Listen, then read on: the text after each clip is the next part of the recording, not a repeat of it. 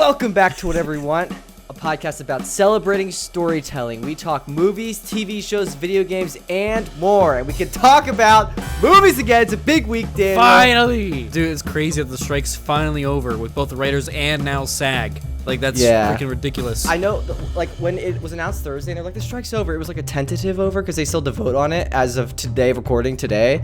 So I actually don't know if it's, like, officially over, if they've, like, voted on it. I don't know. I'm just going to say it's over. I just want to talk about movies again, man. It feels like a piece of me's been missing. But it's nice to be able to talk about it. We're going to talk about the strike. We have a big episode today. We're talking about the strike. We're talking about Loki season 2. We've got some big news. I worked on it.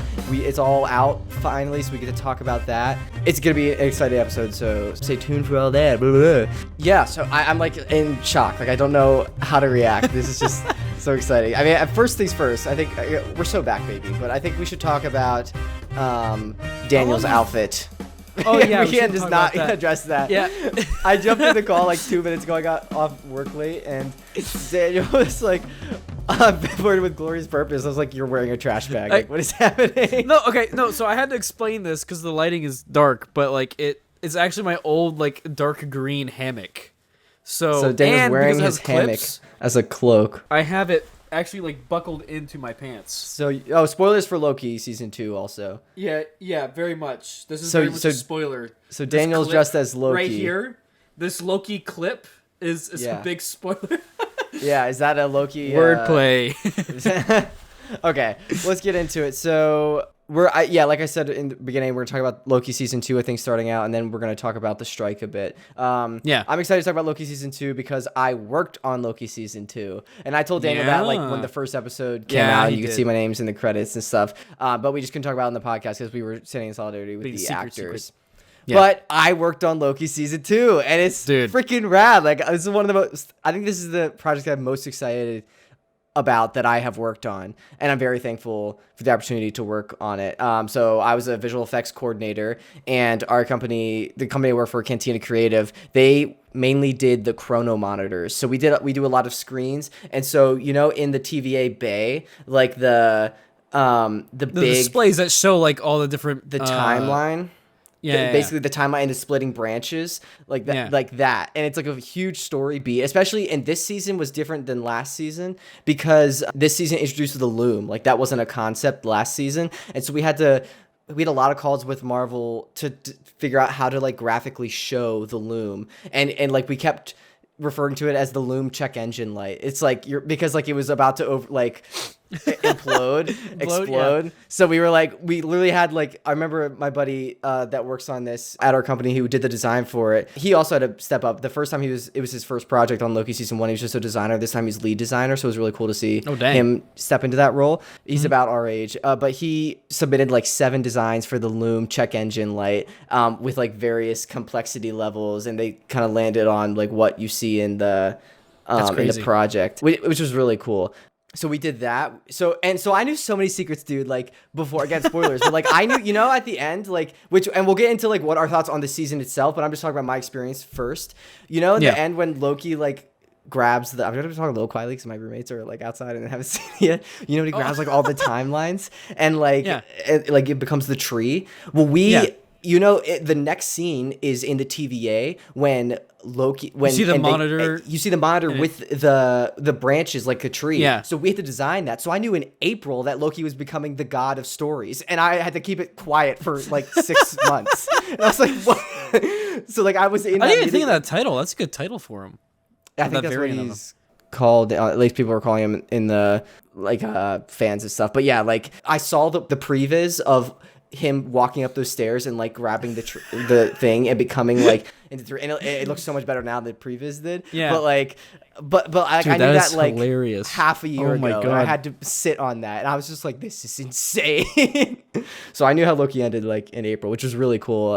Very fortunate, and it's really cool because we actually, again, for that same design at the end of the chronometer with the trees, we had to graphically show that complex graphic of like the tree, but as like timelines graphically on a monitor. So we actually toned it down a lot. Like we had a lot of more complex versions with like interweaving like branches and stuff on the monitor, but like you see in the actual thing. But we didn't want to, I think at the end of the day, they decided they didn't want it to overlap too much because it still looked too messy. So we went with a very simple, clean design, and you could see we experimented. I remember we sent some versions with green and some versions without, and I think they went with the version that had some green in there to show like, oh, Loki, it has his like is infusing the power in there. Yeah. So that was a really cool thing to be a part of. I know I'm talking a lot. I'm just like really excited, and also like you didn't work on it, so I was telling you my experience. No, dude, it's definitely able to work on it, man. Yeah, because I haven't told you any of this yet. Yeah. I also think just between you and me, like I think this is a very cool full circle moment that I'm very proud of, because when we first started doing the TikToks for this podcast, I remember the first TikToks we did that I edited were Loki like fan theories and like predictions and stuff for Loki season 1. And now to sit here like 2.5 years later saying that I worked on Loki season 2, I'm very proud and thankful for the position. That's awesome, man. And thank you for everyone that's been watching like along the way across that journey. Like literally at 0 followers when we started doing Loki season 1 content, now we have like over 70K on TikTok, which again, and the numbers don't mean everything, of course, but like just very cool to see how far we've come. And like my name's in the credits of Loki season 2. The numbers are pretty nice, you know, when they get that. Yeah. But yeah. It's very rewarding. Man, no, it's that is crazy to think about. Do you feel like you time slipped a little bit? I don't want to time slip back to then. That was a different time. But yeah, no, it's really cool. I don't know if I talked too much about my role. I was a visual effects coordinator for Loki season 2. So I would basically sit in on meetings with Marvel with like Chris Townsend. I think he's like the main VFX soup. He's super nice. Dude, Loki 2 was seriously the smoothest project I've ever personally been a part of. Like the team was super nice. Like everything just went smoothly the whole time. Like everyone at my company was like biting their tongue, like when's the hammer gonna drop, like when is like super crunch gonna happen, and the whole time it was like the dream experience. So now every other project that I'm on, I'm like, dang, it's not Loki season 2. Like levels of ease. But we also did some of the temp pads that, and like the screens on those, they had like little orange screens. Yeah. We comped those in there. We did at the one episode where like everything's spaghettifying and Loki then time slips and it like pushes into the chrono monitor and it's like Miss Minutes saying like have a nice day or like thank you for your service or something like that. Yeah. We designed that. That was like really cool because it like ends the episode. Oh, also a big beat we did was, in episode 2, I know this like off the top of my head because I've been staring at it for months, but like in episode 2 when like all those rogue TVA agents who don't agree with this new way the TVA is going, they start bombing like all the timelines. All the like little monitors on all the bombs? No, not the monitors on the bombs, but like the big chrono monitor that shows like the explosions of the... Oh, yeah. Yeah, so we had to I think we called it like the Roadrunner explosion because we had to like make it kind of cartoony, and that's what we referred to it like internally as like the Roadrunner. And we submitted like a bunch of versions. Like some of them were I'm like so worried. I think Kevin Feige's gonna be mad at me for like talking about this stuff. Like I don't know if I'm breaking any contracts. I'm very sorry. I'm just very happy to be part of it. Please don't fire me. It's out. It's out. But and I said spoilers, so like I'm like yeah. But so we submitted like bomb like graphics of like different complexities to like see what, and like some of them were too long and too complex, and some of them were like way too simple. Like I think one was just like an X or like a red circle, and we kind of landed somewhere in the middle. And it's powerful. And on the other end, you had like a whole cut of Oppenheimer, right? Just the screen. Yeah, it just comes off the screen. Yeah, blows up the screen. But we had, but it's because the B-15 actress is doing like a fantastic job, like reacting to the millions of lives being lost, and we had to graphically show like millions of lives being lost on the timelines being like bombed all at once. And I remember there were a lot of notes specifically on like how fast the decay happens, like when they show the aftermath of it and there's like gray timelines like fading away. There was a lot of specific notes and back and forth on versions of like how fast those are going to decay, how many timelines are left. Like there was a lot. We also hid some Easter eggs. Oh my gosh, this was so crazy. So we hid some Easter eggs on like in the chrono monitor because it like shows specific times and dates of like important events. And so my buddy, the one that like worked on stuff, he tried to put in all of our birthdays and locations. So there was a version of the chronometer that said Edder's PA April 18th, 1999 as like a significant event, but Marvel cut it because they were like, we want something that's actually significant to the MCU. And I was like, what? My birth wasn't significant to the MCU. But they cut it. But I thought it was cool that he tried to sneak that in there, and there was a version that I was in the MCU. That's crazy, dude. Yeah. So that was pretty cool. It was a really awesome experience. Do you have any questions about experience or anything? Anything I can? I mean, I don't really have. I mean, not really. I mean, it sounds like you kind of answered everything I already wanted to kind of ask. Like how was it going to be compared to like other projects? Anything specific that you liked? The whole team was awesome, like to work with, and also just like the chronometer designs, like kind of that retro bit kind of design, like to fit in the TVA is really cool. And I obviously wasn't on the first season, but we took what we did in the first season and kind of like expanded upon it to be a little more complex with the Loom graphics, and to show like, instead of just showing the sacred timeline, like we had to show like the sacred timeline and all the branches in like different ways. But yeah, I'm very thankful to be a part of it. Should we get into what we thought of the actual show itself? Yeah. Okay. Well, obviously I knew how it ended, so like it wasn't a total surprise. I hated it, if you couldn't tell. Like so much of it, because I only was really seeing the chronometer like TVA stuff, like outside of the TVA, like I really didn't see a lot of stuff, so a lot of it still was fresh and new, and how it all came together was a very big surprise to me, so I still felt like I could react to it mostly as a fan, although again I didn't know how it was going to end, which it was cool. But yeah, so you liked it overall? Oh yeah, dude, it was amazing. I think it was a very nice way to play around with time in a different way, kind of like how we saw already with season 1, but in this way with the time slipping and having Loki develop that ability over time. I think it was just really well done. It was really well done, and the organization of it, the pacing of it, like the moral quandary of the whole situation. Yeah. And like, okay, what's the right thing to do? What's the wrong thing to do? Also, it's just a conclusion to Loki's arc over the entire MCU. Like, I've seen already a lot of fan edits comparing the end of Thor 1 to like when he is like talking to Odin off the bridge, off the Bifrost. Like, he's holding on. He's like, I could have done it, Father. I could have done it for you. Like, and he's like, I wanted to rule, and like, I wanted to. And then like at the end here, like he is ultimately ruling, but to do that, he's sacrificing himself, and he has to do it for all eternity. He's kind of come to that. That's why it's not just glorious purpose. It's burdened with glorious purpose. Yeah. And it's all that. It's literally the whole weight of it. I was talking to some people about this, and I just like, I feel like Loki is like, it had a vision and executed it very well, and it gets me hyped. And like, I haven't seen that from Marvel. It's been so rare recently, and it's exciting to see that again. I hope they take the right lessons from that and continue to push it forward with people that have a vision. Yeah. I really did enjoy it. Was just really well done. This, and also just the TVA sets are like, so that was another thing I was talking to someone else about. Like they're so real. Like the whole like Ouroboros set, like OB's lab area, just is sick. Dude, I would love to have a space like that.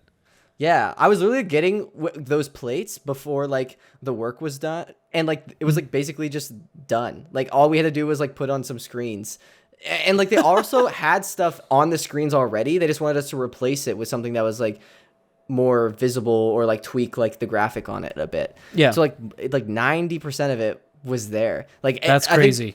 Some of the only visual effects that I saw besides the stuff we were doing like on the screens were like the time slipping. Like it was really funny because I would see like behind the scenes of Tom Hiddleston, like just him going like he would run in, he would run in and then go and then like duck out of frame like really quick.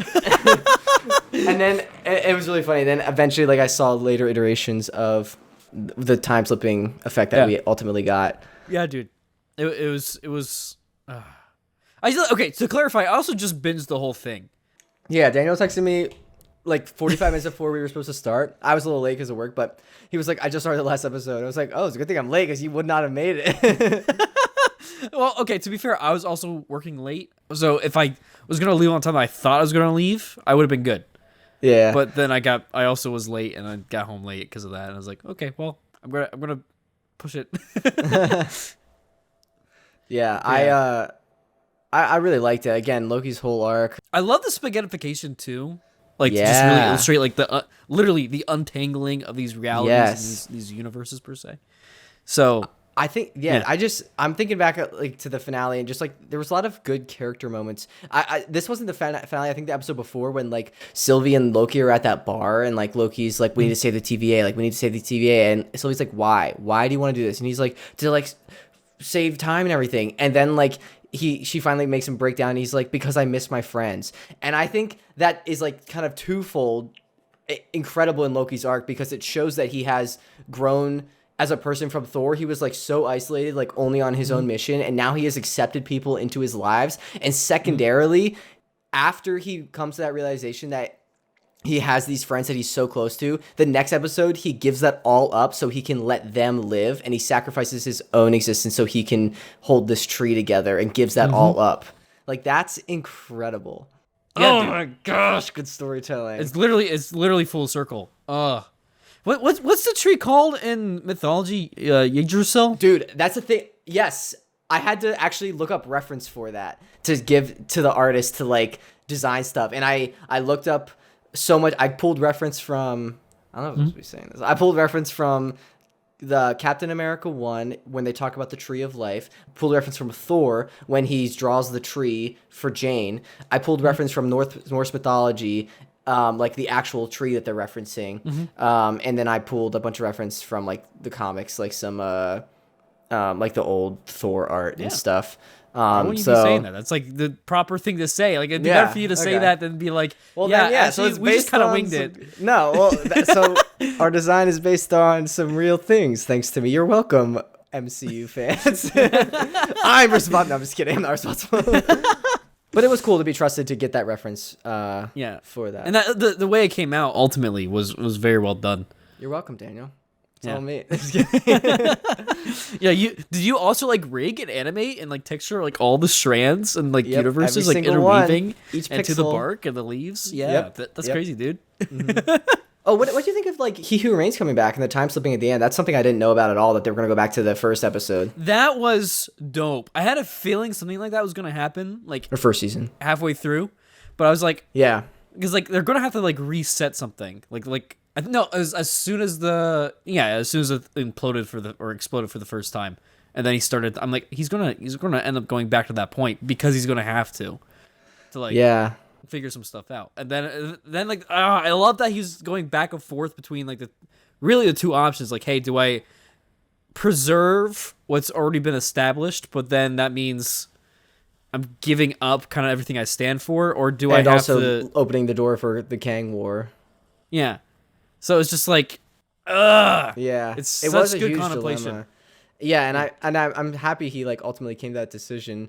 It like shows so much growth in his character, which I loved. I think I read somewhere, saw somewhere that like this is I'm just kind of jumping all around.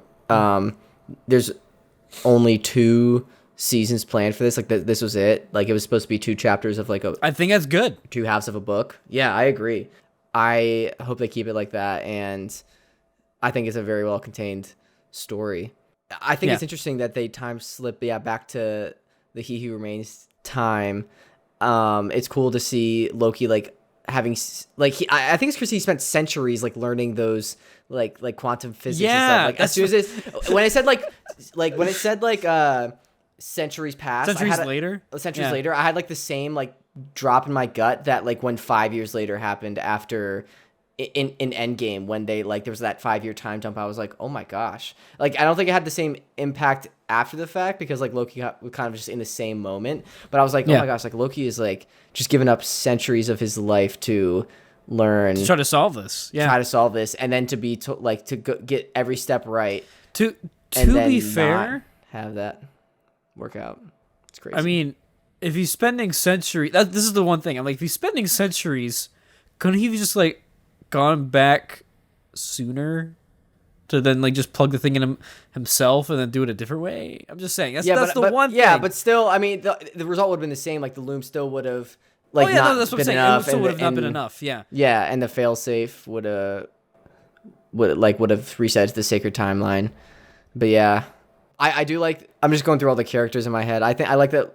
I'm kind of like bittersweet about Mobius on the jet ski, because like he got to like sit on a jet ski, but he didn't like ride one. Actually get to ride it. Yeah, and that we know of. Here's one thing I thought was going to be a lore for him was considering like he knew what timeline he came from, or sorry, for when he was still a variant of himself in the last like 2 episodes or whatever, and then he was like, okay, I could go back. Like for him, I'd be like, I could go back in time, back before my wife passed. I thought that would have been pushed a little bit more. You know, maybe, yeah. I really like, speaking of Mobius, I loved his character moment. Sorry, not his character. I loved the conversation between Mobius and Loki when Loki goes back even further in season 1 of Loki, when like Mobius and him are interrogating, and like Mobius is interrogating Loki. And I really like that we get some depth into Mobius's character about like how he hesitated with his partner who was Renslayer. I think that gave him a lot more depth, and like how he didn't want to like kill this kid basically. And I love that in that moment, like Loki, I think that's when he comes to realization that he has to sacrifice everything, and he's come to terms with being the one that is going to hold together the timelines at that point. And I really I loved that moment, that scene between the two of them. It was very powerful, very well like shot, acted, everything. And like the music, dude, like the music in this is incredible. Like I love the theme. Like it like when it's like bah, bah, bah, bah, bah, like it can be powerful and impactful, but also like when they pull it back and slow it down and have like kind of like more like violins playing, like it also so like it can so emotional and just like suspenseful. Like it's dude, this is so well done. Like give this showrunner, I hope they do more Marvel projects, whoever did definitely this.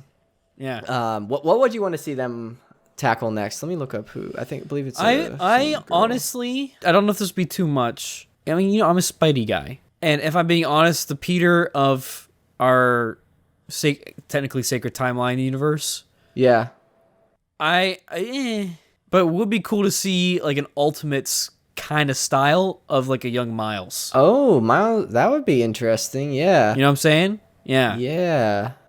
It looks like the showrunner might be Eric Martin, according to this article. I'm not exactly sure, but this article says that Eric Martin, the showrunner or like writer, is expressed interest in working on the MCU's X-Men reboot. So that could potentially be something. I can also see that working with how he's already kind of done stuff with Loki, to where it's like the different realities merging together, and then also getting into the Secret Wars with that. And that's another thing too I like about this, because it's like the universes that we're branching off, and then like ultimately like spaghettifying because of the lack of the entanglement with the loom. Like that's not the same as an incursion for like the guys like us that know what incursions are, you know? Right. So it's like it's definitely not the same, but it's still interesting to see how it's like unraveling, you know? Yeah, I just saw on IMDb that Loki season 2, the last episode was rated as 9.6 out of 10, which I'm just like really happy that everyone seems to be happy about this. Was there anything you didn't like about this season compared to last, or just in general? No, not really. I mean, there's like, as soon as I wish it was longer. I wish there was more to Loki. Yeah, that's 100%. Actually, no, I don't want to say that. Because you don't want it to be stretched out. I mean, it was centuries they cut out. They cut out literal centuries of stuff they could have shown. I guess you could say it was timed well. I see what you did there. But in all seriousness, the one thing was, as soon as He Who Remains, who's not the He Who Victor Remains. Timely? Yeah, Victor Timely. I was thinking Alex for some reason, but I'm like, Alex isn't right. Victor Timely. Like Alex from Minecraft, the skin. Alex is just like walking on the time thing, or like the time bridge, whatever. Dude, Steve would have been the perfect person to, like, you know how he would have. Like, Steve is like yoked because he can just carry so much stuff. Like if you did the math, he would just like sprint out past all the time stuff and just like launch. Just the like that's a sprint jumping. Yeah. Sorry, you were saying though, Victor but no, Timely? the one thing, as soon as he volunteered himself to go out and change it, I get like that he was trying to like have his own arc where he's like, I'm not like the one who remained, but I knew that as soon as he volunteered himself, that no, it's gonna be Loki ultimately will have to make the sacrifice. Yeah. So it was, what was that, like episode 4? Yes, like, I think so. That huge cliffhanger where, I mean, you binged it. I had to wait a week. Like, the thing ended. That's the thing. For me, it was all, like, because I wasn't spaced out, it's all, like, just one continuous stream for me. So you experienced it differently in time than I did. This is like Lokiception, all the time play we're having. I really also I want to mention Ki Kwan. I really liked him as well. Yes. As an addition, like he like immediately was like a perfect fit humor wise and dialogue with all of the cast. His like just dry delivery for some things and like his humor, it was like so perfectly fit in everything. Heck yeah, dude. It was cool. I liked when we got to go on the timeline and see all of their variant lives. Yeah, like I love the flip with Casey to where it's like, oh, like when he's in the TVA, he's like a nice kind of like, a little more closed off guy. Yeah, and then he's like Alcatraz. Alcatraz, like this mastermind planning the escape. Yeah, it's like, where's this side of you come from? Yeah. But it's also funny too when he was like thinking about, you can put us like anywhere, anytime. And he's like, yeah. I'm like, I was thinking like, so, you could go to like a bank, and he's like, a bank vault. And I was like, but he and I are on the same wavelength. Like, you do kind of look like, if you didn't tell me Loki, I could have guessed like Alcatraz escapee for you. Like right now, you're like in dark, tattered clothes. Oh, those are your horns. I was so confused. Did you just now get that? I like thought they were holding it up. Like I thought the hat was too big for you or something. Okay. No, these are my horns. Daniel has like clothespins on his head. I have Loki clips in my head. Nice. Wait, what? Loki clips? Yeah, because these are my clips, but they're making me look like Loki. But the wordplay is Loki, like okay. Like video like clip. Anywho, okay, video clips. Yeah, got it. Okay. 2 layered. I also like just overall like Loki. This is just a good lesson for kids. I mean, it's maybe a little more layered in there. You have to dig, but like Loki tries so many things to keep the TVA together, but he keeps trying, and he keeps failing, and he keeps having to like throughout the whole season, he keeps having to time slip back and try new things until he like thinks about it in a different way. And that's a good lesson. Just to, like, no matter how many times you fail, like don't give up. Just keep trying. So yeah, there's Loki's a good role model. Yeah, I love. Yeah. Well, you go first. You go first. I was just a really funny, like, quick joke. Not, I don't want to say really funny, but like when he was like doing this with the like bringing his arms together with the timelines. It's like I was lifting chest yesterday. And one of my exercises I do is like flies, so it's literally like that motion and to squeeze. And I was like, I'm training to be like Loki to hold together the multiverse. Oh my god. But no, I was gonna say I love the development of his realization throughout all of it, like his time slipping in order to try to save the TVA. Like when he got to the point to where he like understood the conflict of like, hey, if I don't have the loom working, then it will explode, and like he understood why pruning needed to happen and like why the loom existed in that context. Like he knew why before, but like in that context, like he understood like the logic of it. And that despair when he's like lying there on the floor after they realize like, hey, we can't expand it. Like no matter what, it's like it's a scaling problem. It's a skill issue. To then go back and then actually talk to the guy himself, and then further progress and see like, oh, like the equation can change, and it was just so good. Yeah. Do you have any other last minute thoughts on Loki? I have it like a kind of a second part of this episode where we can talk about some other struck or like content we weren't talking about because of the strike. So is there any other last minute thoughts you have on Loki? I mean, I just want to say that the cinematography is also really well done, just the way it was shot. And the production design. The production design room was, I was like in love with. Not just because it's pie, but like that was part of it, but also just like all the like the symmetry and the circles around and like the color scheme, like matching the pie. Like it was so cool. I love how surrealistic, but like also like 50s aesthetic it is. It's like a perfect combination. I found a shirt, like a Disney shirt that was like, take one slice of pie, and it was like a TVA like propaganda shirt, and I like really I'm just considering buying it. Yeah, dude, I get that. But yeah. All right. Ready to jump into the next segment? Yeah. So we're gonna talk a little bit about the strike, and then after we talk about the strike ending, I have like a little game we can play to kind of rapid fire through the content that we didn't talk about. Oh, Daniel is stripping down. He's no longer. I'm unclipping since we're changing. I'll give you some. Bow, bow, chicka, bow, wow. Oh, that's the one. Also, yes, I'm wearing gray on gray. I had a red shirt on earlier. Oh my god, I'm getting tangled in this. Oh god. Okay, I'm sure Loki has the same issue. Definitely. It's really funny. It's like you versus the guy she tells you have to worry about. Like you, like struggling to like get this off, and Loki, like it just like forms out of him, like majestically. just flows majestically in the wind. And it's just me just. Yeah. So the strike has been suspended as of when we're recording this. They've come to a tentative deal. I'm not sure exactly what the deal entails. I don't think they're making it public until they voted on it today. And then I still think after that point, this can take a while for people to like read through it to see the exact like details and breakdown details. Yeah. I think, but Deadline did report that, the fine print won't be made public until the guild's board votes on Friday. This is last Friday from when this goes out. We know the new deal includes increases in minimum rates, a streaming participation bonus, new health and pension caps, diversity guardrails, and hard fought for AI protection provisions, which is good. I think my coworker was telling me that in the last proposed deal, the AI issue was still like the studios were still holding on to that. Like they wanted to be able to scan someone and use their likeness till like the end of time and pay them once. So I think that has been avoided for this deal. I think that's good. So that's good. Yeah, that would have been freaking like super dumb. Yeah, like super dumb. I think the streaming participation bonus is also a good thing because I know people like streamers have not been paying well, but also I don't know how this is going to be enforced because streamers in the past have like keep their numbers extremely close to their chest, like viewership numbers, so that they don't have to pay fairly because they kind of hide behind that. Like, so if you don't know like how much something has actually been streamed, then like they can't get paid for that amount. I'm pretty sure the strike can't like force streamers to disclose their numbers. I think like some law or like business thing has to do that. So hold on, you're saying like streamers, like if somebody's streaming it and like reacting to it, you mean, or no, is it like like like Netflix, like streaming services, Amazon Prime, streaming services. Okay, that's what I thought originally. Okay. Yeah. I thought you were talking about like no, that would be Ninja really has to pay the SAG. SAG. Has to pay SAG. Yeah.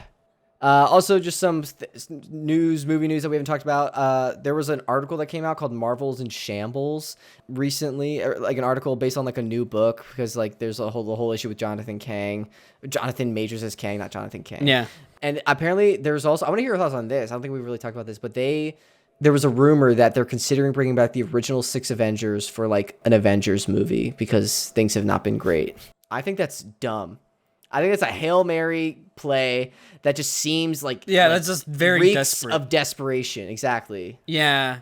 No, I think if you're gonna do that, again, if you're gonna bring back the OG Avengers, the only way you do that at this point now is Secret Wars, because that fits into the story. Yeah. That's it. Don't do it for anything else. Don't do it as a cash grab. Don't even do it in like another universe per se. Like, I was talking to you about that the other day, about, like, potentially going to, like, another universe other than the MCU and kind of, like, following that. Kind of like The Batman, right? Yeah. And, like, but then, like, just see how that builds up and then you can have them collide.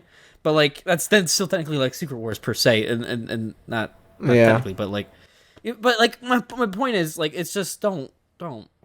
Yeah. Don't. Just tell good stories. Like this. Or like Loki. Like, just tell good stories. I think what Marvel does well is, like, are telling arcs over...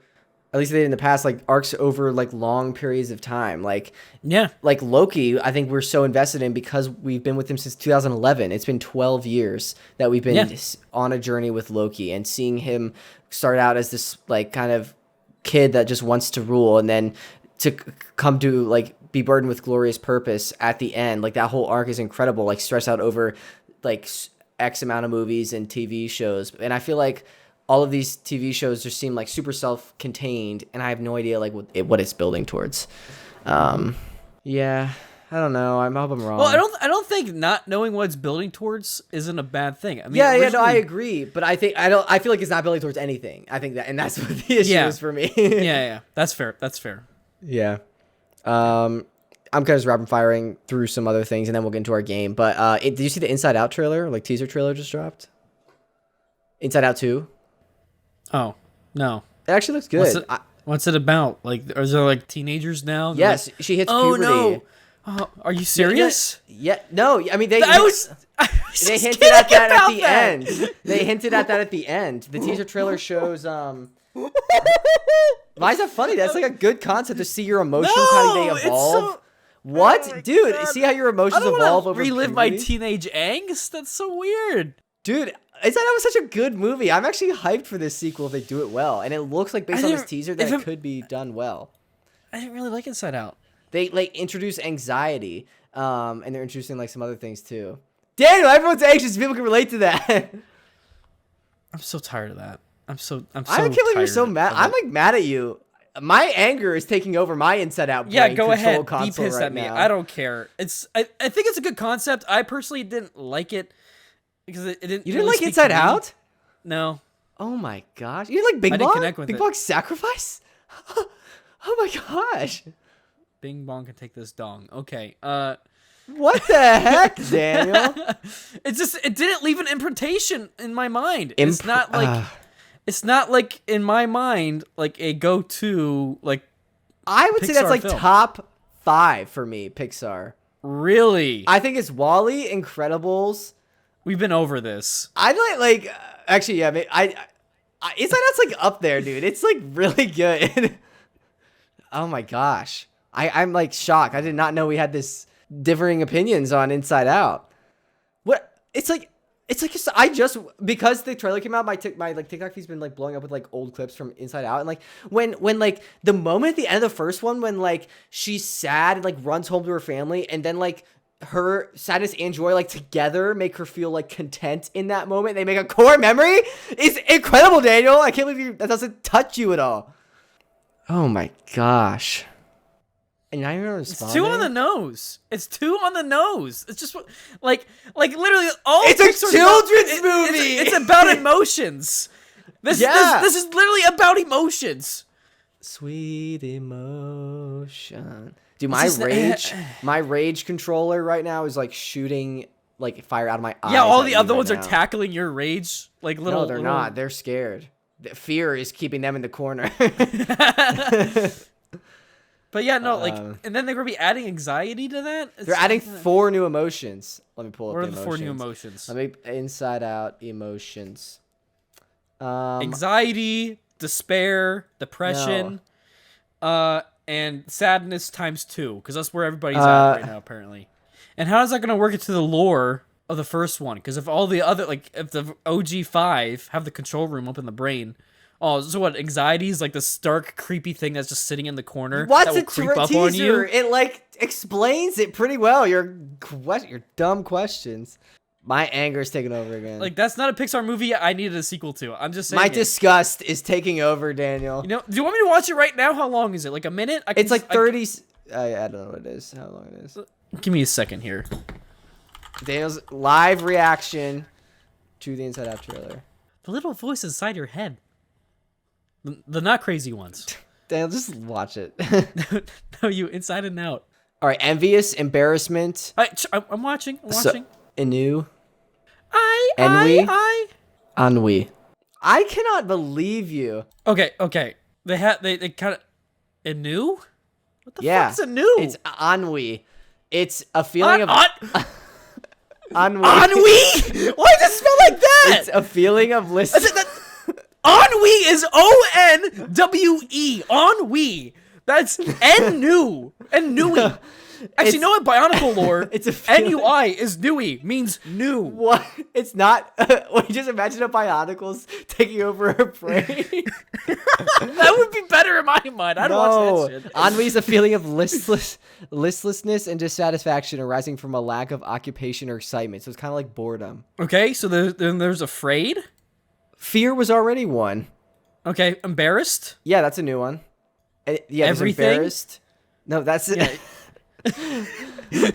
Embarrassed, anxiety, ennui, and like something else. I don't know. I think like greed or like. Yeah, I saw greed in there. Something like that.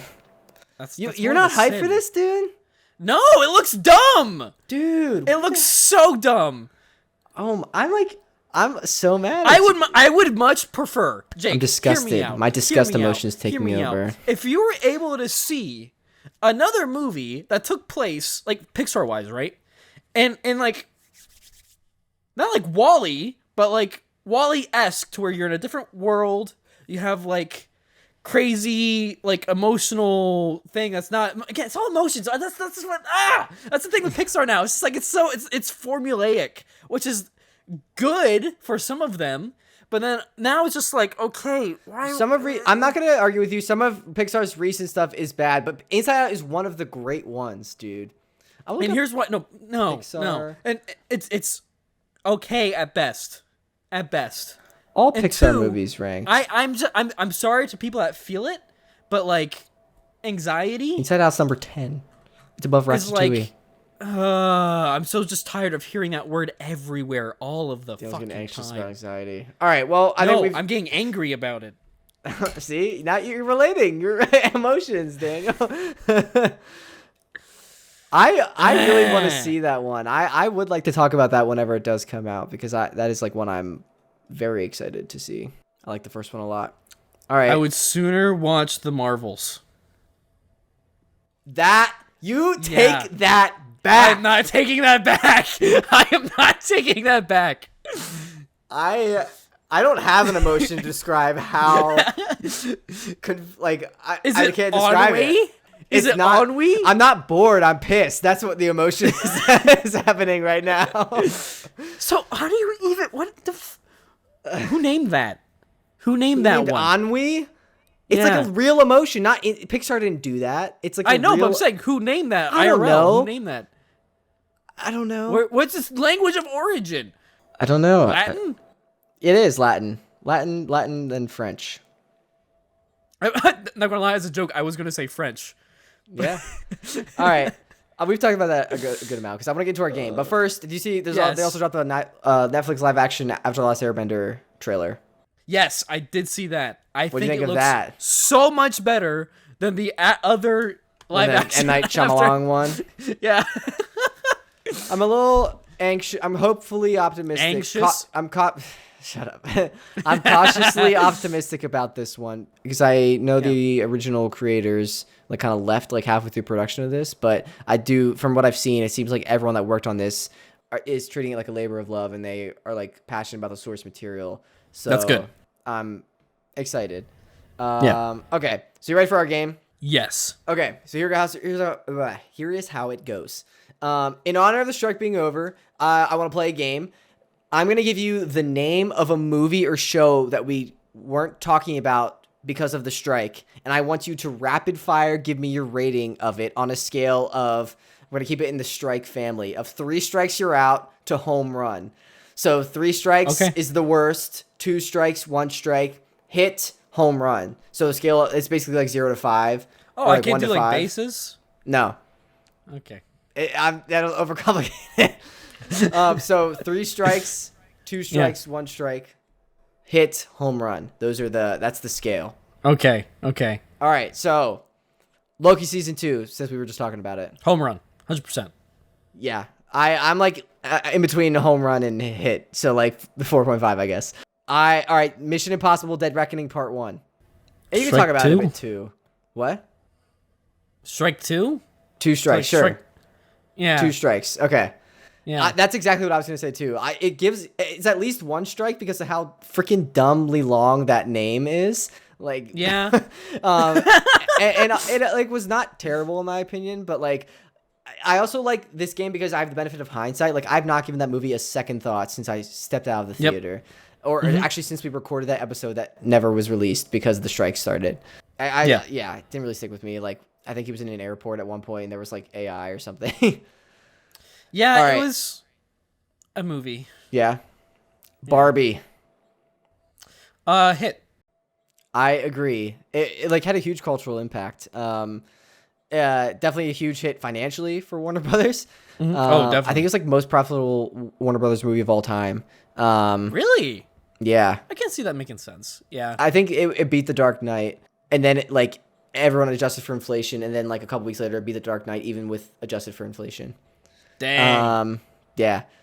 I feel like we could be like because of that. I think we're also going to be getting ready to see the MCU, the Mattel Cinematic Universe, coming up soon with all the toys and stuff. Yeah. All right. Oppenheimer. I mean, I guess you could say it was a hit.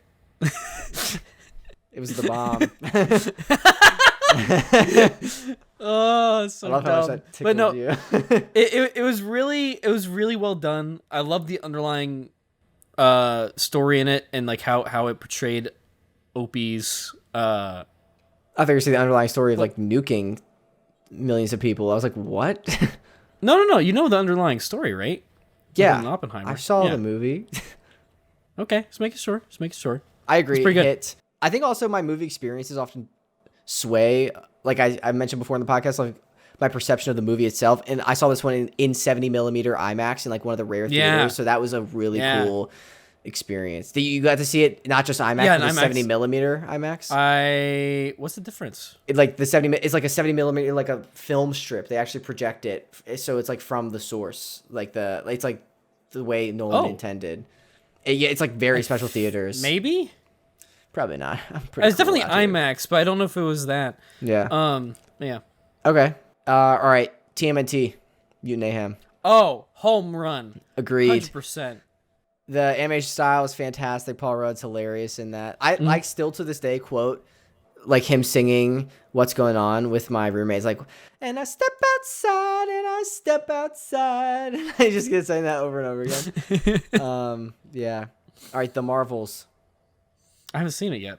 Same. Okay. I don't have a great feeling about it, but I mean, you'd see it over like Inside Out. Yeah.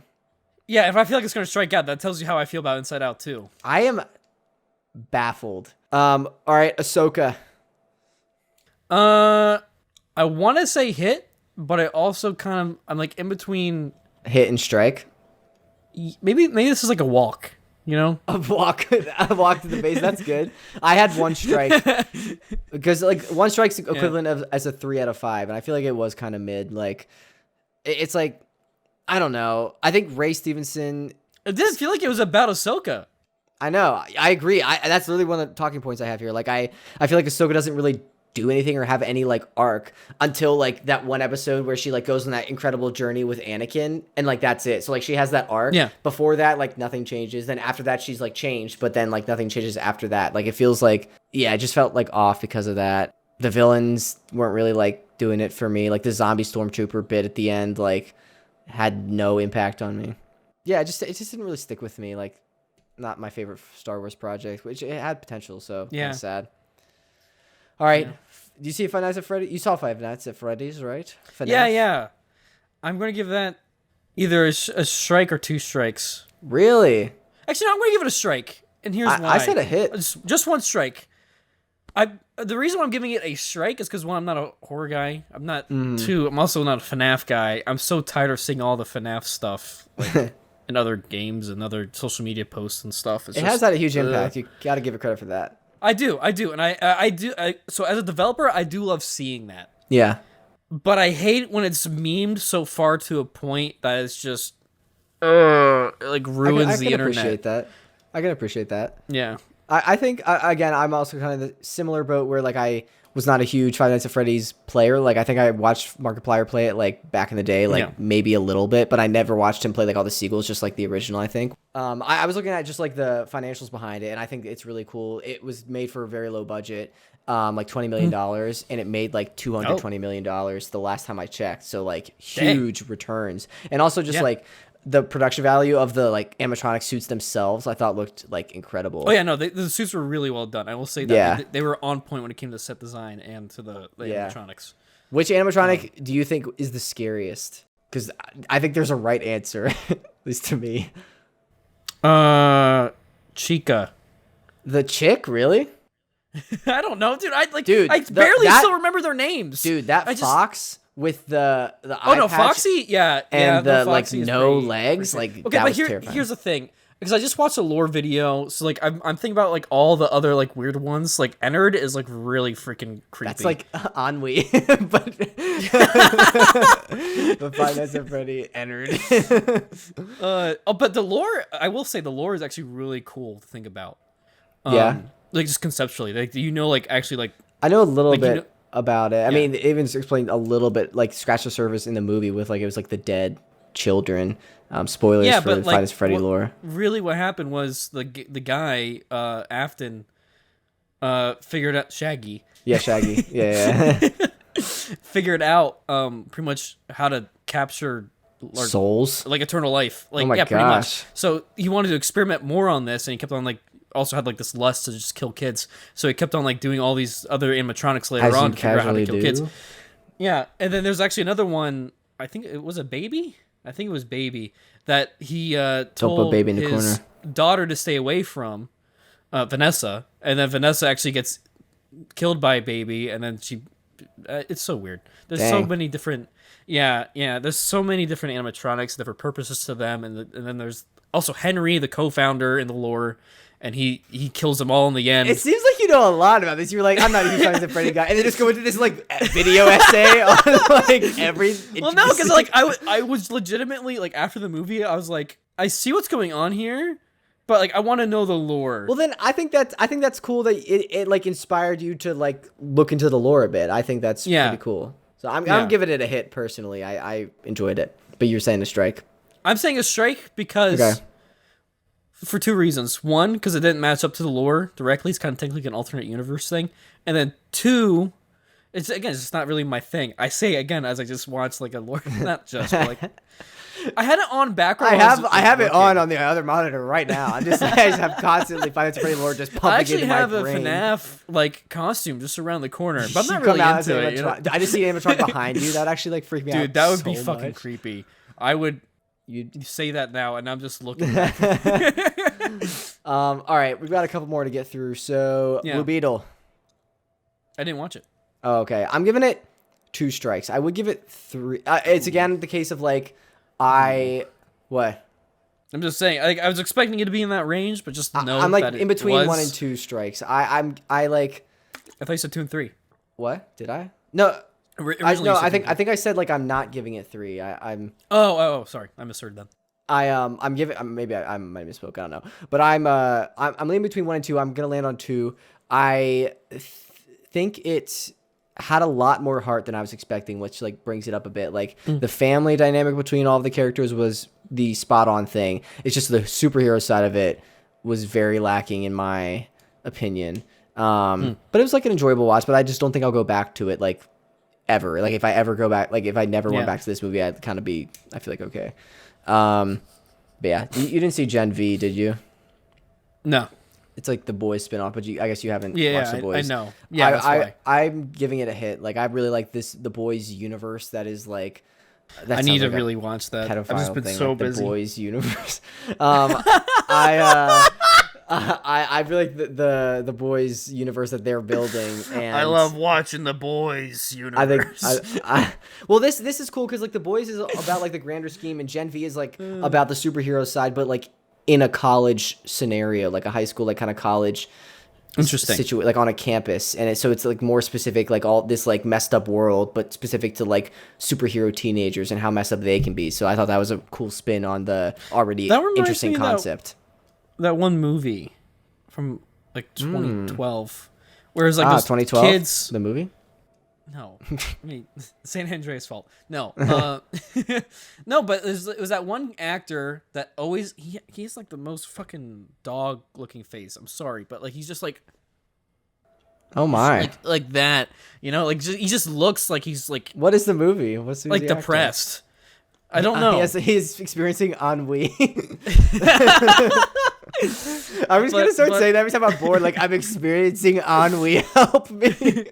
Wait, what was the definition of ennui again? I wasn't even paying attention to what you were saying as I was like ranting. It is a feeling of listlessness and dissatisfaction arising from a lack of occupation or excitement. So basically, you're bored because you don't have a fulfilling job. It sounds like or purpose. I'd say glorious purpose. It all comes back. Yeah. Loki has beaten ennui, the greatest villain of all in the MCU. But you were saying it reminds you of a movie? Yeah, no, but there's like these 3 teenagers. They get these superpowers. Like, I've seen clips of that. I don't think I've seen the movie. Do telepathy and they like learn how to fly and all that. And it's like kind of shot handheld, right? Yeah. Yeah, like a home video kind of thing. Yeah. And then the depressed looking guy gets like super depressed actually, and then I think he kills the other ones, and then he goes like on a rampage, and then I think he just like explodes or something. Movie with a monkey, Daniel. Please get your you're right. Correct. You're right. Yeah. All right. Yeah. The Creator. Home Run. I have not seen it. I was gonna see it the day after we were gaming last weekend, but I got extremely hungover and was throwing up. That is fair. I didn't want to experience it. Like I could have dragged myself there, but I didn't want to experience it when I was like sick and like couldn't focus. So yeah, but no, the Creator is it's a great concept. I love the story building and like the world building, and then also just the way it was shot. The fact that like that they got all the shots taken care of first, and then did literally all the CGI after it was like cut was crazy. Oh, wow. That's why they were able to save so much money. Yeah, they said it was like was it like $300 million movie made it with only like 90. That's I need to look into that. Yeah, $80 million. Yeah. Interesting. I want to look at that story. That's really cool. I need to look into that more. I will. All right, that was the last thing on my strike game, baseball game, baseball card. Anything else you want to talk about from the strike that I missed? Maybe I don't know if I did. No, I'm blanking. All right, you ready for? I don't know if you've seen this. It's like the latest internet craze thing. What? Like animation wise, it's the Amazing Digital Circus. No. Look it up. It's on YouTube. You can watch the whole thing on YouTube. The pilot's out on YouTube. It's like this new animated thing. These animated characters are going all crazy everywhere now. People are following. It's like the new. I don't want to say like new FNAF thing, but it's like the new like blowing up animation kind of thing. This looks like it was made in like 2000 flat. That. Oh no, it's not. Yeah, no, that's like the. It's done like that kind of on purpose with like the Lambert kind of feel on everything. Okay. Lambert being technical term for like a basic shader. I mean, it's 25 minutes. I'm not gonna watch it now, but okay, I'll check that out. Good to know. I didn't know the internet like was looking at that. That's cool. I'm surprised you haven't seen that, dude. Like, it's been everywhere. I'm disconnected. I'm too busy working on Loki, season 2. You're low key working on Loki. Yeah, not so low key anymore. High key. I mean, I'm done now, so done key. Key lime pie. Key lime pie. Oh my gosh! All right, you ready for patron shoutouts? Yeah, hit me with them. Cue the episode music. Booshka patron Lori, Frank, Rick, Lisa, Evan, Tony. Thank you so much for the tier. Thank you for the shout out. Thank you to supporters over on Patreon. Link is down in the description. Get the audio episode early, special the benefits, cool perks, all that jazz, and more. Thank you sincerely to our patron supporters. What? Daniel's mocking me for misspeaking. No, not even just the way you reset. You're just blah, blah, blah, blah, blah. It worked, did it not? Just full on committed to it. You're like, you know what? Character. All right, are you ready for cool comments? Yeah, what do we got this time? So on our fall episode where we were talking about favorite fall activities, Josh McIntyre commented when we were talking about like fall pies and stuff, and Josh McIntyre commented the only dessert pies we really have in Australia are lemon meringue pies, but those are definitely my favorite. I don't know if I've had lemon meringue pie, and if I have, it's been like very long time. But I'm gonna I think I mentioned before in the pod, like I'm on a quest to start trying new fruit flavored desserts. So maybe I'll add that to my list. I need to come out one time, and we'll just go to town on pies. Dude, there's a pie place I've been meaning to hit up out here. It's like called House of Pies or something like that. It's like right by the pizza place I like love to go to, and every time we go to that. Like the pizza place is usually like really late, and the pie place is closed, and I'm like always sad. So maybe I'll get some lemon meringue pie there. I'm saying that right, meringue, right? Yeah. Okay, cool. It's spelled like meringue. Yeah, I know. Yeah, it's meringue. Ennui, lemon meringue ennui. I messed it up really bad. Dude, lemon meringue ennui.